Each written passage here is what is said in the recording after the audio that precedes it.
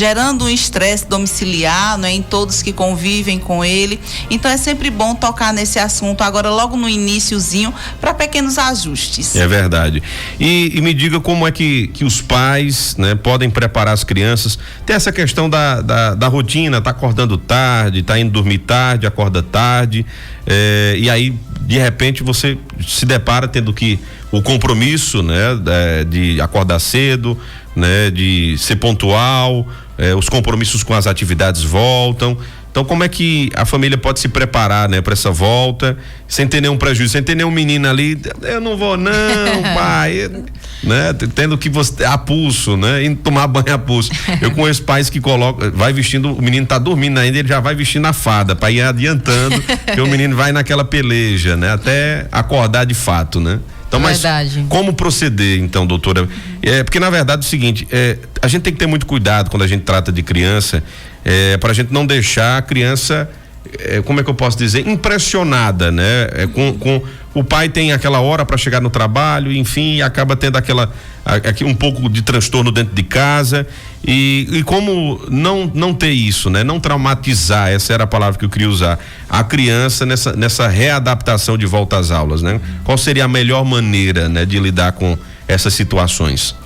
As aulas já retomaram, não é? Mas o ideal seria realmente trabalhar comportamentos um pouco antes do dia, não é? Do reinício dessas aulas. Como fazer esse trabalho, independente de crianças muito pequenas, dos bons adolescentes, né, que dormem bem tarde, com aparelhos eletrônicos, então tá todo mundo muito enfeitiçado no período de férias. É retomar uma rotina fora do ambiente escolar, no primeiro caso.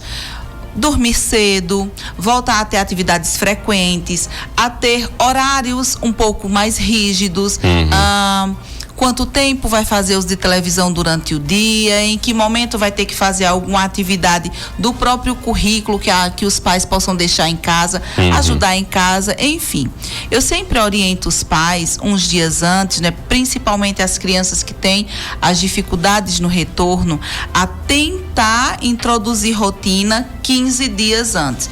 Principalmente do dormir. Então, férias está sempre liberado. É legal demais férias. Eu posso dormir a hora que quero, eu posso acordar a hora que eu quero. Não fazer nada é bom demais, né? É muito gostoso. É o sonho da vida da gente, né?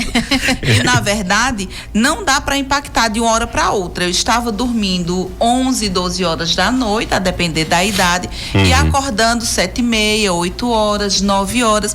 E, de repente, um belo dia, eu tenho que dormir às 9 da noite, acordar às 6 horas da manhã. Então não vai ser tão fácil assim. Vamos tirar por nós. Se tirarmos férias do nosso trabalho, não é? A nossa vida vai ficar um tanto bagunçada. Nós somos adultos, sabemos da responsabilidade do voltar. Mas se não nos adequamos novamente ao ritmo, um belo dia que a gente retorne ao ambiente do trabalho, simplesmente acordar às 6 horas da manhã para comparecer ao meu ambiente de trabalho às 8, não vai ser tão fácil e tão agradável. Então eu vou precisar, o meu corpo, a minha mente, o meu estado emocional vai precisar de um tempo para se adaptar a essa rotina. Então as crianças não é diferente, elas também precisam desse tempo para se adaptar. Vamos tentando ir moldando aos poucos. Mas já começou as aulas e eu não fiz isso, certo? Então vai conversando com a criança a importância dessa troca de turnos. Novamente, dormir cedo, acordar cedo, organizar a rotina, gente. A vida da criança não vai passar a ser, eu vou chegar em casa, almoçar a hora que eu quero, fazer as coisas da hora que eu quero. Não vai continuar assim. Geralmente elas têm inglês, elas têm atividade de reforço, têm atividades escolares que são enviadas para casa, trabalhos, enfim, coisas específicas que demandam um retorno desses alunos para a escola ou para os pais, e que é uma cobrança à criança, é também uma pressão à criança, e as crianças sofrem emocionalmente com isso. Por isso é preciso ter muito cuidado quando for reintroduzindo todas as atividades, uma por vez. Acredito eu que as escolas também estão bem preparadas, não é, para todo esse ciclo que acontece na vida das crianças. Então a própria escola vai fazer esse retorno totalmente de acordo com o ritmo que a turminha vai acompanhando. Se os pais perceberem, as crianças voltaram, aí teve brincadeiras, aí no segundo dia teve desenhos, no terceiro dia eles vão receber, não é? O roteiro escolar com o horário para ir se situando mais. Nunca é um impacto. Eu chego na escola e eu tenho tudo pronto, eu tenho que seguir. E muitas vezes os pais até nem entendem. Não, mas sair essa hora, cedo assim, então não entende que isso faz parte de um processo de aprendizagem, né? Um movimento, não é? É igual o pai e os pais, quando eu falo pai e mãe, viu, gente?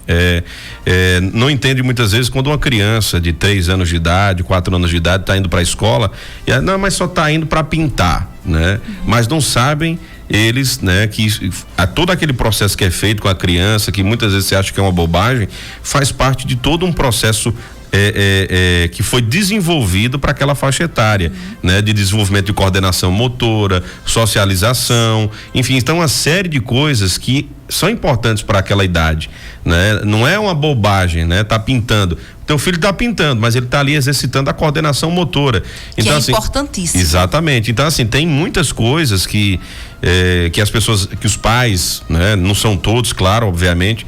A gente não pode colocar todo mundo na mesma vala, na vala comum, mas é justamente isso, né? É entender que tudo isso, como a doutora colocou agora, faz parte de um processo, né? Você não pode jogar, as crianças passaram, lógico, 40 dias aí de férias, aí joga logo uma carga pesada assim no início, não tem como, não tem bons resultados, né? Não, é interessante que você mencionou inicialmente sobre traumatizar. Então, nós não podemos traumatizar as crianças, e eu já encontrei justamente em um ambiente que eu tive necessidade de ir, não é? E a profissional que me atendia questionava algumas posturas do filho que entrou na vida escolar este ano, então deve ser muito pequenininho, até esqueci de perguntar a idade porque estávamos conversando a respeito e passou despercebido por mim. E aí ela questionava assim, e aí eu fui deixar e ele chorou e eu fiquei. E hoje eu fiquei um pouquinho menos, mas a partir de segunda eu não quero ficar mais. Eu vou traumatizar meu filho se eu não ficar mais na escola. Se ele chorar, ele fica traumatizado? Não. O chorar não traumatiza a criança. Pelo contrário, gente, o chorar ensina a criança a lidar com as próprias emoções, a ter que reagir com as próprias emoções, sem a necessidade de sempre uma outra pessoa ajustar a minha vida e as minhas emoções para mim. Porque, sendo assim, como é que ele vai crescer sem esse desempenho? Então, possivelmente ele vai chegar na adolescência, na fase da juventude, na vida adulta, sendo uma pessoa que tem dificuldade de enfrentar coisas sozinha. Claro que os pais precisam estar por trás de toda essa demanda, dando assistência. Então, quando vai buscar na escola, conversa, mesmo que pequenininho, gente, os pequenininhos entendem tudo. Conversa como foi a escola, mesmo que no linguajar dele, faz com que ele perceba a importância da escola, o quanto os pais ficaram felizes com o desempenho dessa criança. Então, é uma construção onde a família, mesmo distante, está presente. A família nunca se ausenta.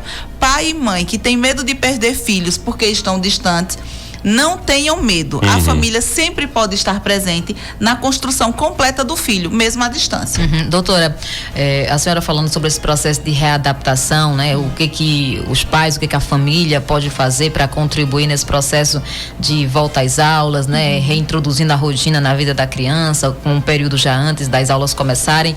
Mas e dentro da escola, quando a criança volta de um período de férias, que está meio cansada, meio preguiçosa para fazer atividade, principalmente tem algumas crianças que são mais trabalhosas, mais preguiçosinhas do que outras.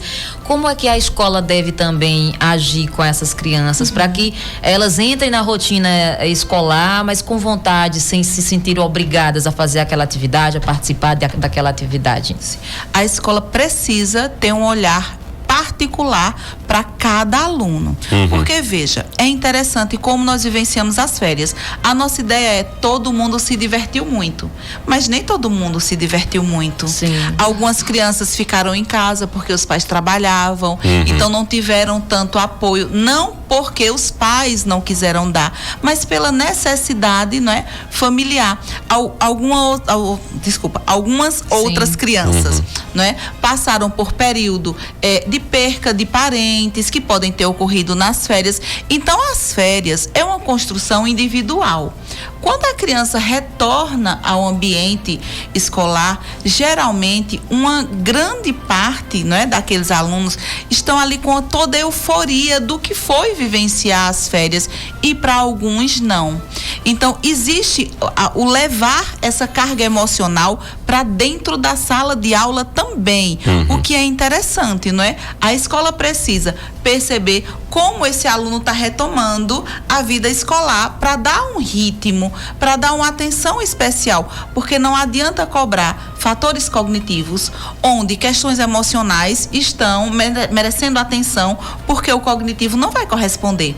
Alguém que está magoado, que está ferido, que está entristecido, não corresponde cognitivamente como outras pessoas que estão em estado pleno de alegria, felicidade, enfim. Então, a escola precisa se preparar para determinadas situações também. É um ritmo muito particular de cada aluno. O esperado é que eles venham com euforia, que eles venham bem preparados, cheios de vontade de fazer as atividades, mas nem sempre todos os alunos correspondem da mesma maneira, e aí a escola precisa ficar atenta. Isso é verdade, é muito importante. E claro, eu acho que também entra dentro dessa discussão avaliar também os limites, né? As dificuldades de cada um. Sim. Né? É muito importante também fazer isso, né? Muitas vezes existem as comparações, mas o coleguinha tá fazendo as atividades, por que você não tá fazendo, né? Então tem que ter muito cuidado. Eu mesmo tenho 3 meninas, né? Em casa, né? Tem uma adolescente e tem 2 crianças, né? E aí na hora de fazer a tarefa é pesado, porque muitas vezes a criança tem aquela birra, não, pai, eu quero fazer desse jeito. Aí você vai ensinar, você vai tentar fazer de uma maneira que a criança compreenda, né, a importância de fazer a atividade, né? E é importante que isso é um ciclo, né, que envolve também a instituição de ensino, né? Isso é muito importante colocar dessa maneira também, né? Tem que avaliar os espaços e também as limitações, né, de cada criança. Isso, né? E muitas famílias também, Tony, estão, por conta da correria do dia a dia, do cansaço, da rotina muitas vezes triplicada dos pais, estão deixando de fazer esse acompanhamento das crianças, né, na escola, de fazer as atividades em casa, de observar como é que está a aprendizagem da criança. Simplesmente deixam de lado, entregam um celular para a criança passar o tempo, matar o tempo, e acabam não acompanhando de perto como está a evolução do seu filho na escola, se o seu filho está estudando direitinho, se está aprendendo. Isso é ruim, né, doutora, para a criança no futuro? Sim, é ruim, porque a criança ainda não tem maturidade completa para determinados desempenhos e entendimentos do que seria uma responsabilidade plena. Se os pais se unem à escola para que eles tenham conhecimento não somente do desempenho acadêmico, mas do desempenho emocional, do desempenho social, ele pode auxiliar fora do ambiente escolar também essa criança para que ela consiga evoluir no ambiente escolar. Então é muito importante. Os pais não podem achar que a escola, por melhor que ela seja, gente, ela está preparada para suprir a necessidade do ambiente domiciliar, porque são ambientes e situações diferentes. Lógico. A escola tem o seu papel e a família nunca vai deixar de ter o seu papel, como já mencionei anteriormente. E precisa ficar atenta. Tá, tudo bem. Existe o que realmente você falou, essa demanda de falta de tempo. Às vezes, o que os pais precisam entender não é a quantidade de tempo, é a qualidade de tempo que se dá. Se você tem somente 1 hora por dia para estar com seus filhos, para administrar, para conversar, para orientar sobre questões de atividades, não é? De melhoras, de desempenho. Se for com qualidade, se for com dedicação, a criança vai conseguir introduzir nela aquilo que é preciso. Em alguns casos, existem algumas carências na educação infantil da criança, não é? Carências cognitivas que precisam de um auxílio maior, que vão precisar de um psicopedagogo, até mesmo de um professor particular, enfim, que os pais podem também acordar para esse aspecto e dar esse auxílio, já que nessa demanda do dia a dia, do trabalho, da rotina, sozinho eles não conseguem, pronto. E aí casa perfeitamente.